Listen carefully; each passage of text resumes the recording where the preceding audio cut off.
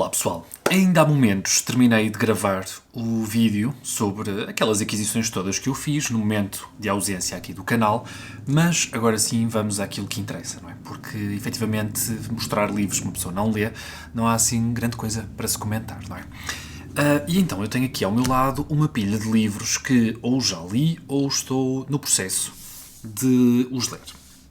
O primeiro livro que eu tenho aqui à minha frente é o livro que eu estou a ler mais ativamente no momento. Eu diria até que é o único livro que eu estou a ler no momento, que é o livro do Nikos Kazantzakis, assim é que tem o título A Última Tentação.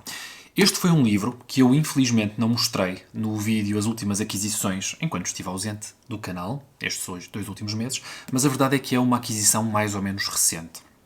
Não mostrei simplesmente porque ele não estava junto com esses outros livros. Foi um livro que eu comprei e quis de imediato começar a lê-lo. E é nada mais, nada menos do que a história de Cristo. Acaba por ser um livro bastante complexo, na medida em que ele vai ter que estabelecer laços entre personagens, entre pessoas que nós já conhecemos, não é? E, de certa forma, vai também mostrar um possível lado diferente de todos estes personagens. Posso dizer que o personagem que estou a achar mais interessante, além então de Jesus, que tem aqui uma atitude bastante interessante no começo, lembra muito um adolescente que não sabe bem o que é esperado dele, nem o que é que pretende para a sua vida. O personagem que eu estou a achar mais interessante é mesmo de Judas. Sendo que Judas aqui não é um simples traidor, não é aquela pessoa que trai o seu melhor amigo por um punhado de dinheiro. Não, ele tem motivos um bocadinho diferentes. Talvez ele quisesse uma revolução um pouco mais rápida, digamos assim. E tinha, como é lógico, uma necessidade de expulsar os romanos muito vincada. E o mandamento aqui de Jesus não era propriamente esse. Portanto, e nisso, o livro aqui de Nikos Kazantzakis não foge à regra. O mandamento de Jesus é amai-vos uns aos outros. E depois nós temos as reações destes homens, destes discípulos, reações muito reais. Pessoas com trabalhos, com famílias, que depois ouvem este estranho, esta pessoa que até era um pouco mal vista pela sociedade, dizer-lhes isto. Isso por si só talvez não fosse um grande argumento, não é? Mas Jesus consegue convencê-los. E a forma como nós vemos isso aqui a desenrolar-se ao longo do livro é bastante interessante e é só prova da qualidade da escrita do Nikos Kazantzakis. Portanto, eu ainda não terminei o livro, ele é um grande calhamaço, com cerca de 600 páginas, aliás, tem mesmo 600 páginas, pertence à Edições 70 e é, como eu já disse, uma novidade. Segundo aqui a edição, este é um livro que teve uma adaptação ao cinema. Lá está, eu não vi, mas é uma adaptação de Martin Scorsese que adaptou o livro, aliás, ao cinema em 1988 e daquilo que eu pude pesquisar, o filme conta com a presença do ator Willem Dafoe. Ainda não vi, mas pertence à lista dos melhores filmes, de acordo com o crítico que eu particularmente gosto mais, que infelizmente já faleceu, que é o Roger Ebert. Portanto, vou querer terminar este livro e ver imediatamente o filme. Digam-me se já conheciam este livro, estou a gostar bastante. E lá está, é uma das razões pelas quais eu não faço a lista dos melhores do ano antes do ano efetivamente terminar, não é? Porque depois temos surpresas assim destas.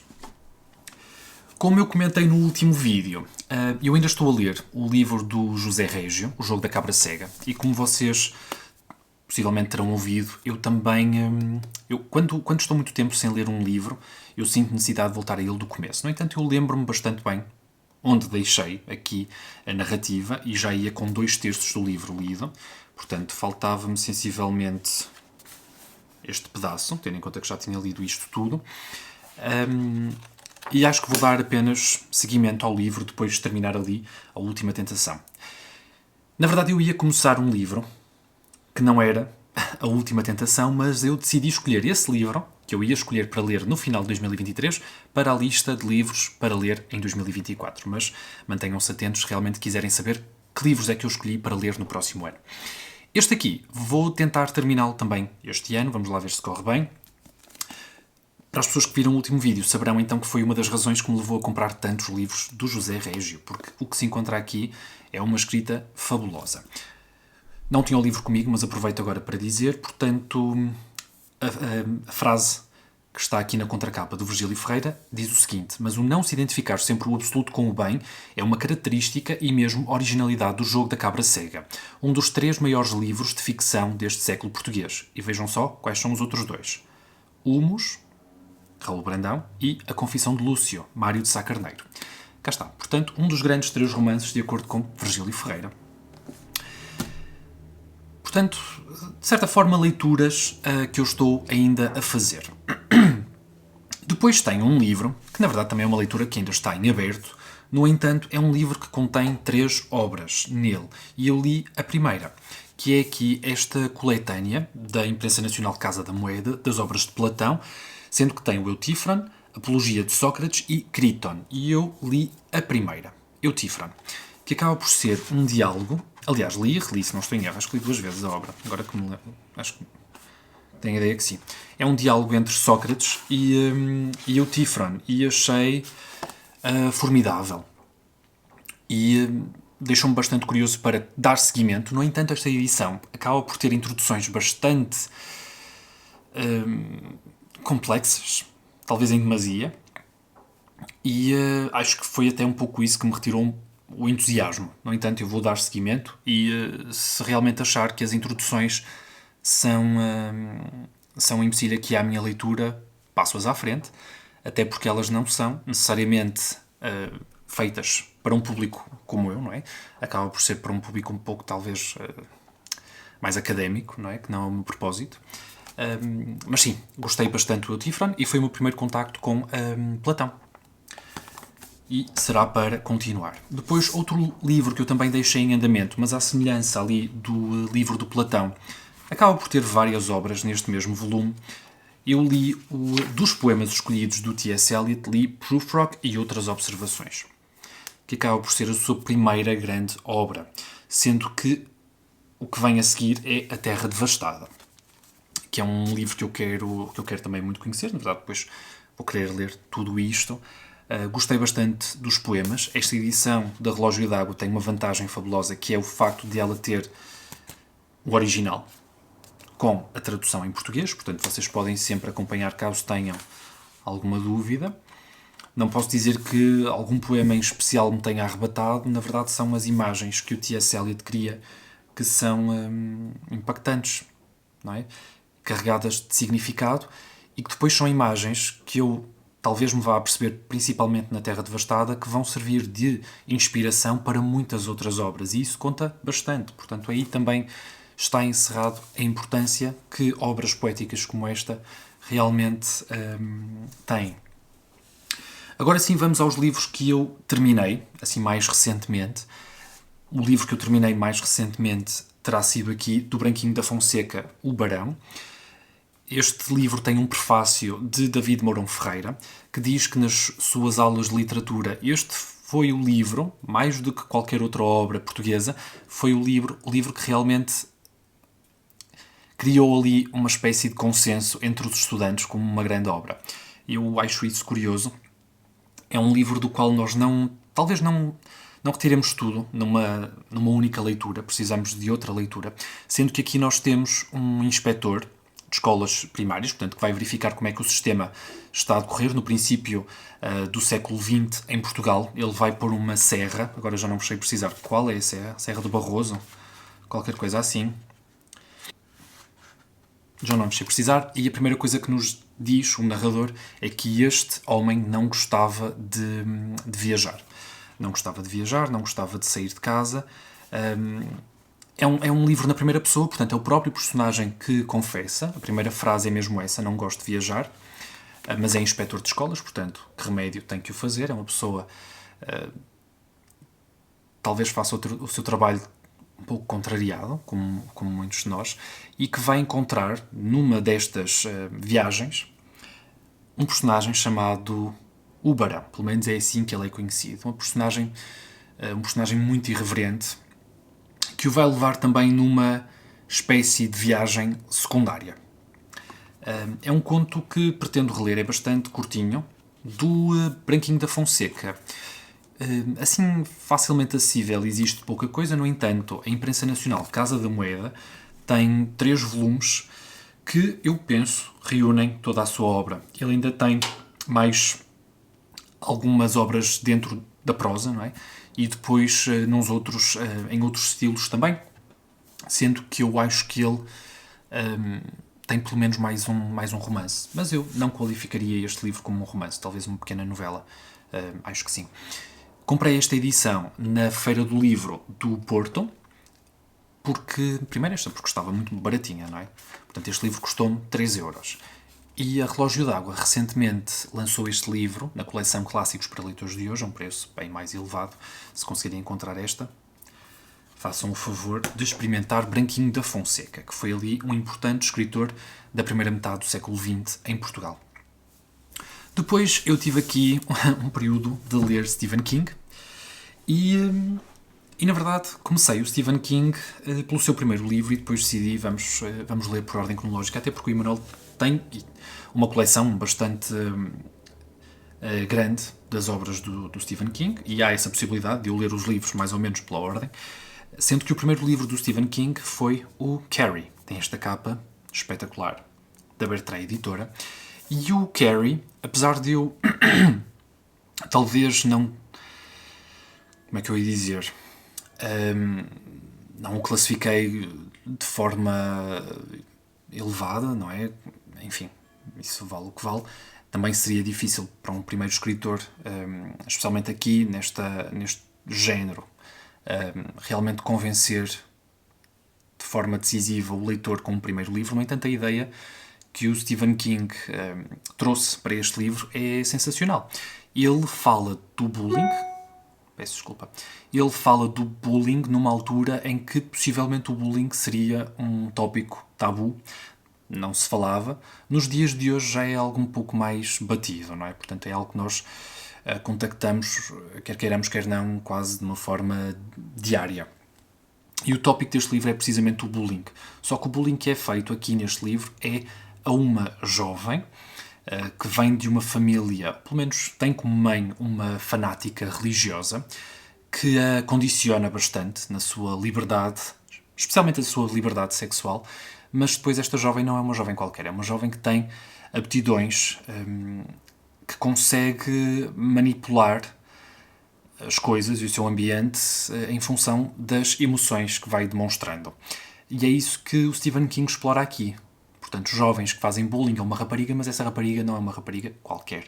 Tem a capacidade de se revoltar e de essa revolta ter consequências bastante graves. Portanto, cá está. Um livro que eu recomendo. Tentamos ver o filme, a adaptação mais recente, mas creio que também fiquei um bocadinho ensinado e também não demos seguimento, mas será para ver. Essa última adaptação tem no elenco a Julianne Moore, que é uma atriz formidável, como vocês sabem, e que faz o papel de mãe de Carrie. Portanto, este foi o meu primeiro contacto com Stephen King. Minto. Eu aqui há uns anos tentei ler o It, do Stephen King, que é um dos livros mais conhecidos dele. E o It tem, como vocês sabem, mais de 1000 páginas na edição original, e eu estava a ler em e-book e li porque o livro não estava disponível em português, na altura ainda não tinha sido traduzido pela Bertrand. E li cerca de 200, 300 páginas e não me estava a agarrar de todo. Decidi então parar essa leitura, mas sim, esse foi o meu primeiro contacto com Stephen King. No entanto, este foi o primeiro livro do Stephen King que eu terminei. Depois dei início a um outro livro, que eu já vou comentar com vocês, e só que esse livro estava dividido em 2 partes. Aqui no intervalo dessas 2 partes, eu decidi continuar a ler Stephen King e peguei neste outro livro, A Hora do Vampiro. E eu já tinha selecionado este livro para um escolhi dos primeiros, possivelmente, e para quem viu esse vídeo, sabe que eu achei curioso, então, este aspecto de um homem, de um adulto com uma criança, numa espécie de viagem. Percebemos que o homem é escritor, mas que eles não têm uma ligação familiar, portanto, não são pai e filho. E este é, não o primeiro capítulo, mas a primeira parte, acaba por ser uma espécie de de prólogo a toda a obra. Pelo menos é assim que o próprio Stephen King chama, é prólogo. E depois sim, no fim, não é? Com todo o livro lido, percebemos o que de facto está a acontecer. Começa a fazer-se luz. A Hora do Vampiro, eu acho que é uma tradução um pouco infeliz deste livro, porque o título original chama-se Salem's Lot, porque o nome da terra é Jerusalem's Lot, portanto acaba por ser uma espécie de diminutivo do nome da cidade. Portanto, seria qualquer coisa como Lot Salem. E eu acho que, tendo a oportunidade de se traduzir o título de forma tão fácil, toda a gente sabe, Jerusalém é o mesmo nome, Lot também se traduz por Lot, portanto, acho que a Hora do Vampiro revela demasiado o que é o livro, porque durante metade do livro vocês não saberiam, não é? Se não fosse aqui pelo título, o que de facto estava a acontecer nesta terra. E de facto o Stephen King, neste livro, ele envolve uma pequena comunidade a ter que lidar com este mal, com esta praga que de repente surgiu, que são, na verdade, os vampiros. E como ele pega, então, numa cidade completa, ao contrário ali do Carrie, que temos o ponto de vista de apenas uma personagem e de alguns amigos, não é um exercício tão extenso, apesar dele incluir também excertos de jornais e de artigos, coisas assim, porque depois existe um grande evento que é discutido a nível mundial, quase. Aqui ele pega quase numa aldeia inteira, portanto temos mesmo muitos pontos de vista de pessoas que estão a lidar com esse problema de várias formas, e ao mesmo tempo que esse problema aparece, o Stephen King mostra que, além desse problema principal, os vampiros, todas estas pessoas têm problemas nas suas vidas, e realmente revela muito do que é a natureza humana e de como as pessoas são todas diferentes e cada uma com os seus problemas. E de como nós não sabemos o que é que vai na casa de cada um. E de facto é isso. Portanto, é uma exploração de como reagiria uma pequena aldeia à presença de um personagem como, por exemplo, um Drácula. Se o Drácula fosse para uma pequena cidade do Maine, nos Estados Unidos. É o que nós temos aqui no Salem's Lot. Se é um livro que entretém, é, claro que sim. Nós queremos ver o que é que vai acontecer a todos estes personagens, que depois nós convivemos durante tanto tempo, queremos saber, efetivamente, o que é que lhes acontece. É um livro bem construído, bem escrito. Acho que é um livro mais bem desenvolvido do que ali o Carrie, que se foca muito em excertos para fundamentar, ou melhor, para dar uma dimensão à história, e ele aqui faz isso mostrando-nos as emoções dos personagens. Portanto, temos esse desenvolvimento a partir mais dos personagens do que propriamente de excertos, de textos, de artigos, de análises mais técnicas, digamos assim. No entanto, é um livro que desilude no final, precisamente porque nos leva a uma espécie de êxtase, de querermos encontrar esta figura tão temida, e no fim acaba por acontecer algo, e eu até dei este exemplo ali ao Emanuel, também já conhece o livro. Acontece algo, pelo menos eu senti isso, muito semelhante ao que acontece na Guerra dos Tronos, que é, temos uma série inteira a criar o mito desta grande entidade tão temida como seria o Rei da Noite, não é? E no fim o Rei da Noite morre a meio da última temporada e depois ainda temos uma série de episódios pela frente.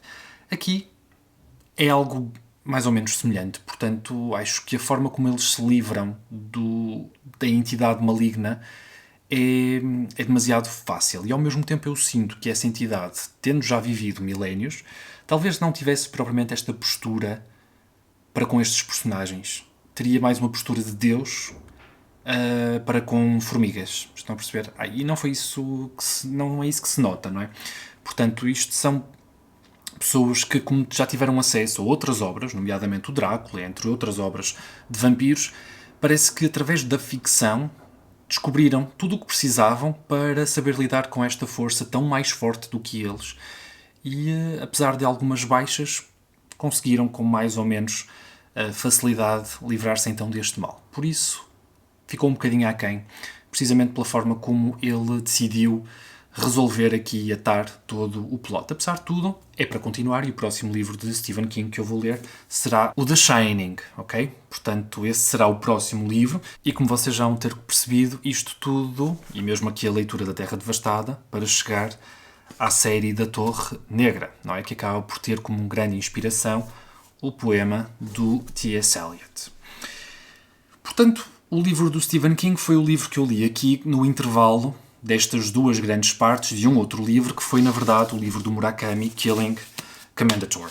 Portanto, A Morte do Comendador, que está traduzido cá em Portugal, em 2 volumes. Mais uma vez, o livro tem 2 partes. No entanto, o livro original saiu num volume único. A Casa das Letras decidiu partir o livro. Portanto, isto foi moda ali no 1Q84 e eu até percebo, porque o livro é bastante grande e está efetivamente dividido em 3 tomos. No entanto, este aqui eu não vejo a necessidade, não é? Portanto, ele em inglês, nesta edição enorme, em capa dura, ficou com 600 páginas, mais ou menos. Em Portugal, teria ficado sensivelmente com o mesmo. Portanto, e vejo muitos livros a serem publicados com muito mais páginas, portanto, não percebo muito bem aí a publicação do livro em 2 partes. Acho que é uma medida de marketing comercial e que não faz sentido absolutamente nenhum. O leitor português ter que gastar quase 40 euros, quando num volume único, talvez, possivelmente 20, 25, teria o livro completo. Enfim, são coisas à parte. Portanto, este foi o livro do Murakami que eu li, mais recentemente. E o que é que eu posso dizer acerca deste livro? Eu vou pôs-lo, que ele é um bocadinho grande e pesado. Eu fui articulando a leitura deste livro em inglês, esta edição fabulosa que eu comprei na UC, com uma grande promoção, com as edições em português que eu também tenho, com tradução de Maria João Lourenço e uma outra pessoa que eu creio que é familiar, se não estou em erro, filha, algo assim. E fui articulando. E, para as pessoas que já leram Murakami em português, sabem que a tradutora dos livros do Murakami tem ali alguns tiques. E há determinadas expressões que ela faz questão de usar que não são expressões do Murakami. Portanto, talvez vocês fiquem, se lerem em português, com uma ideia do Murakami que não se adequa ou não corresponde à verdade, precisamente porque aqui o tradutor tem um papel muito ativo na forma como o escritor passa a mensagem para o leitor. E, de certa forma, interfere um pouco. Tem um papel ativo, que é um papel que interfere. Se vocês lerem a versão original, em japonês, isso seria ouro sobre azul, como nós não conseguimos, lemos então o que está disponível, que seria ou português ou inglês, dentro então das nossas capacidades. E o inglês difere então bastante das versões em português, precisamente pelas expressões que o Murakami, neste caso, não utiliza. Fora isso, as traduções da Casa das Letras são irrepreensíveis, portanto vocês não veem um ponto fora de sítio, uma frase mal articulada, absolutamente nada. No entanto, são as expressões que ela vai usando. Por exemplo, o igual ao litro é uma expressão usada recorrentemente, a expressão ato contínuo para designar algo que está a acontecer ou que vai continuar a acontecer também é usado de forma recorrente. E entre outras expressões que agora já nem me consigo lembrar, mas são bastante caricatas. Enfim, isso não tem nada a ver com a história. Este livro do Murakami foi um livro que eu classifiquei como uma das suas obras. Se eu tivesse aqui as obras do Murakami em 3 categorias, seria ali algo mais de intermédio, não é? Isto porque é um livro que, apesar de não deslumbrar totalmente, e para as pessoas que não me conhecem ou ainda não viram uns vídeos um bocadinho mais antigos do canal, talvez não saibam, mas das obras que eu considero as mais importantes do Murakami, eu incluo sem dúvida a Crónica do Pássaro de Corda, 1Q84, e depois uma outra obra que também considero que são as suas obras definitivas, pelo menos até ao dia de hoje. Este aqui, apesar de em extensão competir com essas obras, em termos de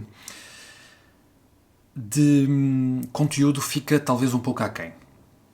Este é um livro que vai falar com os temas típicos do Murakami, portanto, as separações, a convivência com algo mais sobrenatural, não é? a arte, a música, o cotidiano, a rotina, a pasmaceira que é viver, não é? Nós vamos ter isso neste livro. E ele vai pegar em vários aspectos de outros livros do Murakami, e de certa forma vai ser um pastiche de tudo aquilo que nós já conhecemos. Quem leu a Crónica do Pássaro de Corda lembra-se precisamente do poço, e aqui não vamos ter uma espécie de... Não é bem um poço, mas acaba por ser um lugar escuro no meio da floresta onde os personagens muitas vezes se vão refugiar. Quem leu, sei lá, um Q84 lembrar-se-á de toda aquela história do povo pequeno, e aqui nós temos personagens efetivamente pequenas, porque vêm de outros sítios, e que vão interagir com os personagens principais.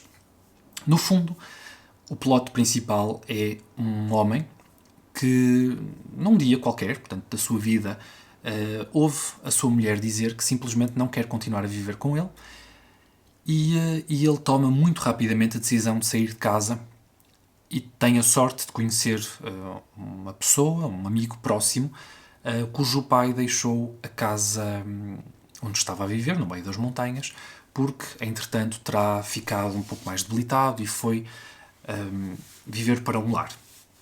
E então o nosso personagem vai para essa casa, só que também não é uma personalidade qualquer, a pessoa que antes habitava aquela casa. Era um pintor de renome no Japão que tinha uma história também algo oculta relacionada com a Alemanha e a Áustria nazi. E depois o nosso personagem principal vai começar a desenrolar o novelo. Depois existe um plot paralelo a esse, em que nós temos um magnata, uma pessoa que vive com bastantes posses e que se torna vizinho, então, do nosso personagem principal, que tem ali uma mansão, e dessa mansão ele observa uma outra casa, onde vive uma menina que ele crê ser sua filha. E também mais não vou explorar. E existe aqui comparações que se fazem facilmente, então, aos livros mais antigos do Murakami, mas existe também, então, comparações que se pode fazer, nomeadamente ao Grande Gatsby, que para as pessoas que conhecem o Murakami, que leiam os livros, especialmente os de não-ficção, saberão que ele tem uma predileção particular por esse escritor americano. E é algo que se nota aqui, apesar de não ser uma relação romântica, como é que nós observamos no Grande Gatsby, é uma relação incómoda, à distância. No fundo, qual é a razão deste livro não ter funcionado tão bem comigo? Não é? Eu digo comigo porquê? Porque depois, quando estivemos... Eu terminei este livro, o Emanuel terminou recentemente um Q84, que é um livro ainda maior, e depois passamos por vários vídeos de pessoas que estavam a fazer uma espécie de ranking das obras do Murakami, e todas elas apresentavam argumentos, e por acaso encontramos um rapaz cuja primeira obra do Murakami foi O Killing Commendator, que é um livro bastante recente, não é? Portanto, isto é um livro de 2016, se não estou em erro, ou 2017, exatamente, 2017, portanto é bastante recente. E o livro favorito do rapaz era este. E eu percebo, não é? Se o vosso primeiro contacto com o Murakami é este livro, vocês têm logo aqui tudo, não é? Vocês têm o realismo mágico, vocês têm a beleza do cotidiano, das coisas singelas, do preparar das refeições, da música jazz, dos gatos, enfim, de tudo. Está tudo aqui neste livro. Para as pessoas que já leram um pouco das outras coisas, é quase como um reencontrar os mesmos elementos e os mesmos argumentos deste escritor. E são coisas que ele talvez tenha explorado melhor nas outras obras. Apesar de tudo, acho que é uma obra intermédia de valor, é um livro de fôlego, portanto é uma coisa que vocês tomam o vosso tempo, não é, a ler, e é um contacto que vocês não vão achar indiferente. Pelo menos é o que eu acho. Tenho bastante curiosidade, então, em continuar a ler a obra do Murakami. Faltam muito poucos livros. Há uma coisa que eu gostava de explorar mais no Murakami, que é o conto, porque é engraçado, porque ele em si é bastante curioso, não é? Mas dentro da mesma pessoa, vocês terem uma pessoa que tem a aptidão de ser sucinta e ao mesmo tempo uma pessoa que consegue ser tão demorada, não é? Na forma como ata as histórias, não deixa de ser curioso. E o do Murakami li apenas um par de contos, portanto li o Sono, e li A Mulher dos Anos, ou A Rapariga dos Anos, e que são dois contos fabulosos. E quero então explorar mais o Murakami contista e eventualmente sairá, talvez no próximo ano, o novo romance dele, que do que eu vi também terá para cima de 500 páginas. Vamos ver. No momento, eu classificaria então este livro ali como um livro mais intermédio, a par então do A Sul da Fronteira a Oeste do Sol, algo ali bom, com vários elementos que pode agradar a muito boa gente, mas que para quem já leu outras coisas, especialmente coisas do escritor, talvez fique um pouco aquém das expectativas. Enfim, já falei pelos cotovelos. Digam-me então o que é que vocês têm estado a ler. Eu ainda planeio, antes do final do ano, fazer então a gravação do vídeo dos melhores livros de 2023, apresentar a lista para 2024, que já tenho uma lista de livros, 12 livros, selecionada, mas talvez faça ali algumas trocas, porque houve ali um livro que eu me esqueci de incluir. E gostava também de, se for possível, ainda antes do final do ano, de falar das últimas séries que vi, porque vi séries mesmo muito boas. E se vocês tiverem interesse, digam nos comentários, ok? Mais uma vez, obrigado pela vossa presença aí desse lado. E vemos então no próximo vídeo, ok? Tchau, pessoal. Eu fui buscar ali rapidamente esta beleza para vos mostrar. Oi? Ela estava a dormir. Esta é a Haruki, foi uma gatinha que nós adotamos há mais ou menos 2 meses. Ela nasceu no dia 15 de setembro. É uma gatinha siamesa, como vocês conseguem ver. Não é das gatas mais carinhosas de sempre, mas pode estar só a atravessar uma fasezinha. E tem então um nome do Murakami. Muitas pessoas depois, quando eu pus no Instagram inicialmente, perguntaram se era um gatinho. Não, é uma gatinha, só que se chama Haruki. Sim, claramente não tem interesse em aparecer. Olha. Olha. Está a ronronar.